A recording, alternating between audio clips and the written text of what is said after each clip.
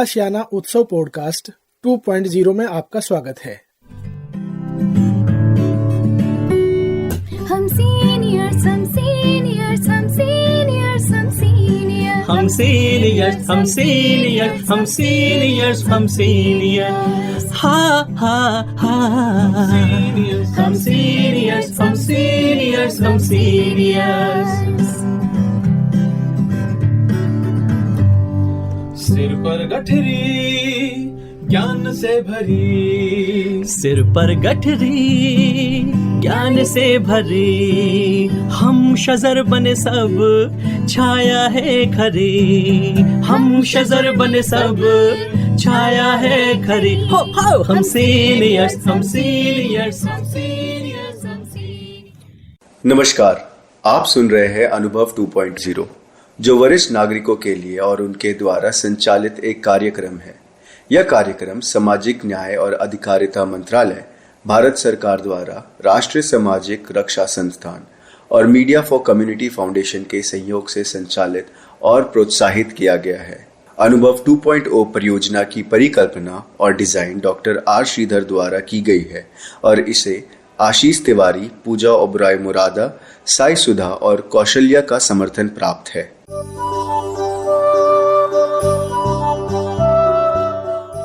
Hello दोस्तों, आप अनुभव 2.0 सुन रहे हैं। मेरे श्रोताओं को प्यार भरा नमस्कार। और मेरे ये प्यारे श्रोताओं, मैं आपके लिए बहुत दिलचस्प कार्यक्रम लेके आती रहती हूँ और इतने दिलचस्प होते हैं कि आप बहुत मज़े से इनको सुनते हैं। और हम तरह तरह के एक्सपर्ट्स आपके लिए लेके आते रहते हैं, उन्हें आमंत्रित करते हैं। और आज हमारे साथ हैं श्री निरंजन देवनाथ जी। निरंजन जी, आपका स्वागत और नमस्कार। धन्यवाद जी। और मैं आभार प्रकट करती हूँ कि आप व्यस्त तो हैं, मुझे मालूम है, मगर आप हमारे साथ जुड़े और हमारे श्रोताओं को अपने अनुभव के बारे में, जो आपका ज़िंदगी भर का अनुभव है, वो बांटेंगे। तो पहले तो मैं पूछना चाहती हूँ कि आप क्या करते थे? मैं पिछले 25 सालों से, रिटायरमेंट से पहले मैं यूनाइटेड नेशन के साथ जुड़ा हुआ था जी। पहले मैं यूएनडीपी में था, उसके बाद United nation peace keeping forces के साथ था। जी जी। तो इसमें आप क्या करते थे? मैं जो है United nation peace keeping forces में लॉजिस्टिक देखता था जी। तो हमारी जो असाइनमेंट हुआ करती थी वो वॉर टॉर्न कंट्रीज़ में होती थी। जी जी। तो वहाँ पे हर देश के सेना के जो ट्रुप होते थे जी, वो अंडर यूएन पीस कीपिंग होते थे। तो उनका जो पूरा राशन की व्यवस्था प्रोक्योर करना और उनको उनके यूनिट में पहुँचाना मेरा काम था। अच्छा, नहीं, पर ये बताएं कि जब आप यूएन में थे तो आप बहुत देशों में घूमे होंगे? जी हाँ, मेरा ज़्यादातर जो यूएन पीस कीपिंग फोर्सेस में था वो पोस्टिंग मेरी जो थी Israel, Lebanon, Syria, east Timor, ऐसे वॉर टॉर्न कंट्रीज़ में ही हुआ तो ये थी। तो बहुत जोखिम वाला काम रहा होगा। हाँ, जोखिम वाला काम था, क्योंकि लड़ाई चल रही है, मालूम नहीं कहाँ से गोली या मिसाइल आ जाएंगे। जी हाँ, 2006 में आपको पता होगा इजराइल और लेबनान का वॉर हुआ था। जी जी। उस समय मैं उसी वॉर में था, क्योंकि सारे ट्रुप्स को मुझे फूड प्रोवाइड करना था ड्यूरिंग दैट वॉर ऑल्सो। तो देखिए कितना मुश्किल है।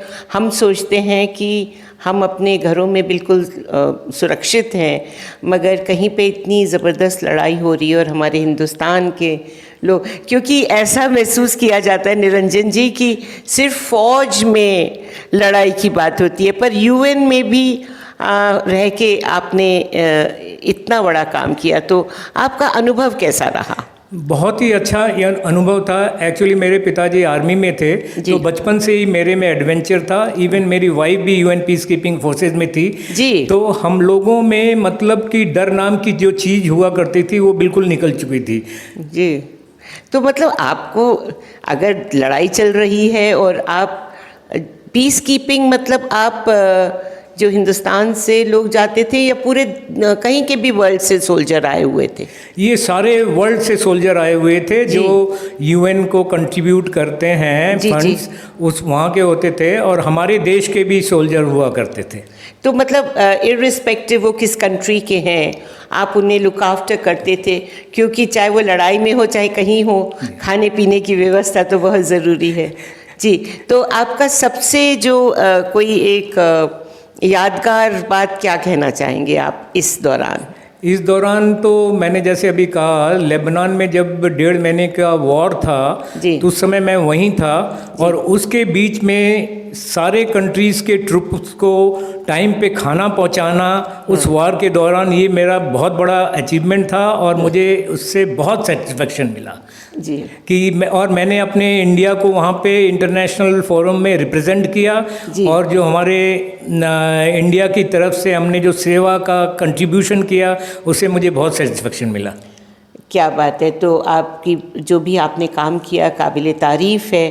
तो हमारे श्रोताओं को ये अपने बहुत अच्छी बात बताई कि फ़ौज में ना होते हुए भी आपने लड़ाई के बीचों बीच थे आप वहाँ पे, और आपने इतना कुछ वहाँ कंट्रीब्यूट किया। और जो मुझे आपके बारे में पता है कि आप एक पर्वतारोहण हैं, माउंटेनियर हैं, तो निरंजन जी आपकी इतनी मल्टीफेसेटेड पर्सनालिटी है कि कहाँ यूएन, फिर कहाँ यूएनडीपी, फिर पीस कीपिंग, और फिर पर्वतों पे चढ़ना। तो ये आपको कहाँ से इंस्पिरेशन मिला? एक्चुअली मेरा बचपन जो है कश्मीर में बीता। मेरे पिताजी आर्मी में थे, तो वहाँ उनकी पोस्टिंग थी। मैं 3-4 साल वहाँ था, तो मेरा स्कूलिंग वहाँ हुआ। तो स्कूलिंग वहाँ पे स्कूल के बच्चों की जितनी भी एक्टिविटीज़ होती थी, तो पिकनिक में जाना है तो पहाड़ों पे ले जाते थे। अच्छा, सजा देनी है, चलो उस पहाड़ के ऊपर चढ़ के वापस आ जाओ।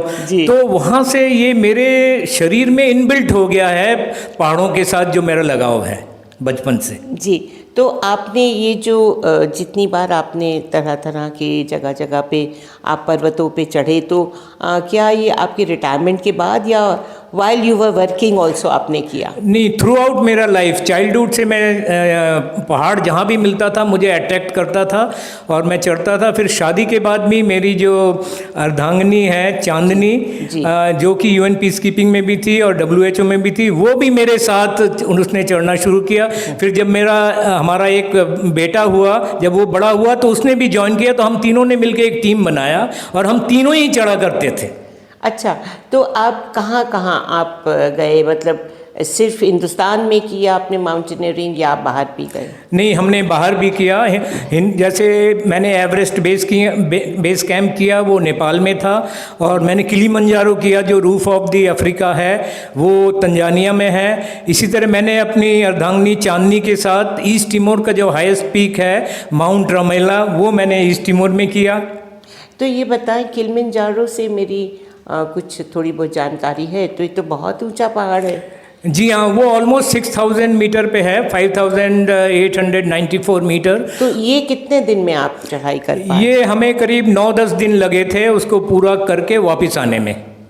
अच्छा, तो मुझे एक चीज़ बताएं कि जब आप जाते हैं तो क्या इसकी कोई इंश्योरेंस लेते हैं, कहीं से परमिशन लेते हैं, क्या करते हैं आप? जी हाँ, इसके लिए परमिट लेना पड़ता है, लेकिन ये जो जितनी भी ट्रैकिंग इंटरनेशनल लेवल की हैं वो आप सोलो नहीं कर सकते हैं। वो आपको किसी ऑथराइज्ड गाइड और ट्रैवल एजेंसी के थ्रू जाना पड़ता है। और मुझे जो सबसे बड़ा चैलेंज आया एज ए सीनियर सिटीजन, वो मुझे जैसे इंश्योरेंस का आया, क्योंकि जो ट्रैकिंग और माउंटेनिंग है ये एडवेंचर स्पोर्ट है, और इसमें जो 70 साल के ऊपर के सीनियर सिटीजन हैं उनके लिए कोई इंश्योरेंस की व्यवस्था नहीं है। तो उसको कराने के लिए मुझे सबसे बड़ा चैलेंज करना पड़ा। मुझे बहुत हैवी उसका प्रीमियम देना पड़ा, और कुछ ही एजेंसीज ने जो है उसको एक्सेप्ट किया। तो ये आप बताएं कि जब आप किसी संस्था के साथ जाते हैं तो आपका खर्चा भी होता होगा? हाँ, ये जो जितने भी ज़्यादातर इंटरनेशनल लेवल के पॉइंट्स हैं वो ज़्यादातर फॉरेन कंट्रीज़ में हैं, तो वहाँ जाने के लिए आपको एक आपका ट्रैवल का खर्चा काफ़ी होता है, और जो वहाँ पे जो एजेंसी और जो गाइड इन्वॉल्व होते हैं उनका सारा खर्चा जो है फॉरेन करेंसी में होता है, तो वो काफ़ी एक्सपेंसिव पड़ता है। अच्छा, तो ये बताएं कि मतलब आप कितने बड़ा ग्रुप होता है जब आप जाते हैं? नहीं, ये डिपेंड करता है। जैसे मैं एवरेस्ट बेस कैंप गया था तो इनिशियली हमारा 2 ग्रुप था, मैं और एक सिंगापुरियन मेरे साथ थे, जिनकी मेरी उम्र 73 साल की थी, उनकी उम्र करीब 52 साल की थी। लेकिन एक दूसरा ग्रुप जो है उसका गाइड बीमार पड़ गया था, तो उसके 4 लोगों को हमारे साथ जोड़ दिया था, तो वी वर 6 पीपल। बाकी जो 4 लोग थे वो इन देयर अर्ली 30s मतलब। अच्छा, हाँ जी। तो आप बताएं कि हिंदुस्तान में आपने कौन कौन सी पर्वत पे गए हैं? हिंदुस्तान में हमने जो है तो सबसे बड़ा किया मैंने हर की दून किया, जो मैंने, बेटे ने और मेरी अर्धांगिनी चांदनी ने मिलकर किया। हर की दून जो वो कहाँ पे है? ये उत्तराखंड में है, ये 4000 मीटर से ऊपर है, जिसको करने में उस समय हमने बहुत साल पहले किया था, तो उस समय इतनी फैसिलिटीज़ नहीं होती थी, स्मार्टफोन नहीं होता था, आपका GPS नहीं होता था, तो इसलिए उसमें ज़्यादा टाइम लगता था हमें, करीब इसमें 11 दिन लगे थे हमें। तो रास्ते में आपको जोखिम भी उठाना पड़ता होगा? जी हाँ, बिल्कुल जोखिम उठाना पड़ता है। 2 तरह के जोखिम होते हैं। एक जोखिम तो जो आपको शुरू से ही पहले पता होता है कि हाई एल्टीट्यूड में जाएंगे तो वहाँ ऑक्सीजन की कमी है, खाना आपको उस तरह नहीं मिलेगा, आपको वो कंफर्ट नहीं मिलेंगे जो आपको घर पे मिलते हैं। और एक जोखिम होता है जो अनफोर्सीन सर्कमस्टांसेज आ जाते हैं, वेदर का होता है, जो कोई प्रेडिक्टेबल नहीं होता है। कभी सडनली धूप निकली है तो सडनली बर्फ़ गिरना शुरू हो गया, थंडर स्टॉर्म आ गया, बिल्कुल। तो इन सबको चैलेंजेस को आपको फेस करना पड़ता है। तो रात को आप क्या करते हैं? रात को जैसे हम किलिमंजारो में गए थे तो हमारा ग्रुप जो था खाली 2 लोगों का ग्रुप था। एक मैं 74 ईयर्स यंग इंडियन और एक 30 साल की कैनेडियन और रॉक क्लाइंबर। तो मेरा सबसे बड़ा चैलेंज ये था कि मैं उसके साथ पेस को कैसे करके रखूं। तो वहाँ पे हमारे साथ 11 क्रू मेंबर्स थे जो हमारे साथ सारा सामान और टेंट वेंट लेके चलते थे। क्या बात है, क्या बात है। तो मतलब इतने लोगों की कंट्रीब्यूशन से आप किलिमंजारो जा सके। और जो आपने बताया ये तो बहुत इंटरेस्टिंग है कि एक 30 साल की महिला के साथ 74 ईयर ओल्ड यंग इंडियन ने किलिमंजारो पे किया। तो अब आप ये मुझे बताएं कि इसके लिए आप कुछ जिसको कहते हैं फॉर्मल ट्रेनिंग चाहिए इसके लिए? ये जो अप टू 6000 मीटर तक के लिए कोई ट्रेनिंग की ज़रूरत नहीं है जी। अगर आप एक regular fitness daily life lead करते हैं जी, और आपकी नॉर्मल हेल्थ, जनरल हेल्थ है, तो कोई भी इंसान कर सकता है, provided he has got 2 qualities जी। एक तो if you are mentally strong जी, number 2 you have to be comfortable in all uncomfortable situation। तो मतलब कुछ भी हो आपको रहना पड़ेगा जी, adaptable to any circumstances। अगर ये क्वालिटी आपके पास है और आप मेंटली स्ट्रांग हैं तो anybody of any age can do up to 6000 metres. कोई ट्रेनिंग। ये बताएं कि जैसे आप टेंट में रहते हैं तो क्या ये जंगल के बीच होता है या कहाँ होता है, क्योंकि जंगली जानवर भी आ सकते हैं। तो ये तो थोड़ा मतलब मुझे अटपटा सवाल है, मगर मेरे दिमाग में आया कि आप तो विल्डरनेस में रुकते हैं। जी हाँ, एक्चुअली ये डिपेंड करता है कि आप किस ट्रैक पे हैं। जैसे एवरेस्ट बेस कैंप में जो है हमारे रुकने की सुविधा हर जगह है, क्योंकि वहाँ पे टी हाउसेज हैं जहाँ पे आपको पूरी व्यवस्था मिलती है और पूरा रात को रहने की भी व्यवस्था मिलती है जी। लेकिन किलिमंजारो में जो है आपका 11 क्रू मेंबर चलता है टेंट लेके, और वो डिपेंड करता है वेदर के ऊपर कि उसमें जंगल भी होता है, रेगिस्तान भी होता है जी, पहाड़ भी होते हैं जी। तो हर जगह डिपेंडिंग ऑन वेदर कंडीशन वो टेंट वहाँ लगाया जाता है और हम स्लीपिंग बैग में वहाँ सोते हैं जी जी जी। तो खाने वाने की कैसे व्यवस्था होती है? अब खाने का जो है, जो ईस्ट एवरेस्ट बेस कैंप में मैंने बताया वो टी हाउसेज में मिलता है। अच्छा, वो तो मिल जाता है। किलिमंजारो में जो 11 क्रू मेंबर्स हैं हमारे, वो हमारा सारा खाना लेके चलते हैं, लेकिन वो खाना बहुत बेसिक होता है।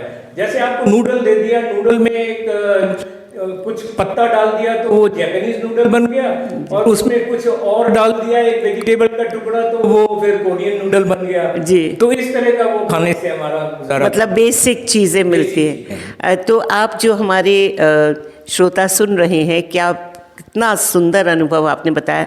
ये बताएं कि कुछ आप 2 शब्दों में उनके लिए कुछ मैसेज दे दें। जैसे अभी मैंने बताया, कोई भी इंसान किसी भी एज का जो है वो ये ट्रैकिंग कर सकता है, provided he is mentally strong. तो हमारे यूथ को मेंटली स्ट्रांग होना चाहिए, और दूसरी बात, उनको अभी अपने हेल्थ के ऊपर इन्वेस्ट करना चाहिए ताकि फ्यूचर में उसको डिविडेंड उनका मिले। ये 100% गारंटेड डिविडेंड है। क्या बात है। तो आपने बहुत अच्छी अच्छी चीज़ें बताई, और अगर आप बुरा ना माने तो आपकी उम्र कितनी है इस टाइम? अभी मैं 75 साल का यंग। ठीक है। तो आप अभी आशियाना उत्सव भिवाड़ी से ये कार्यक्रम सुन रहे थे, और मैं हूँ आपकी होस्ट और दोस्त अमिता शॉ। तो निरंजन जी, आपका आभार, नमस्कार, और मेरे श्रोताओं को प्यार भरा नमस्कार। धन्यवाद।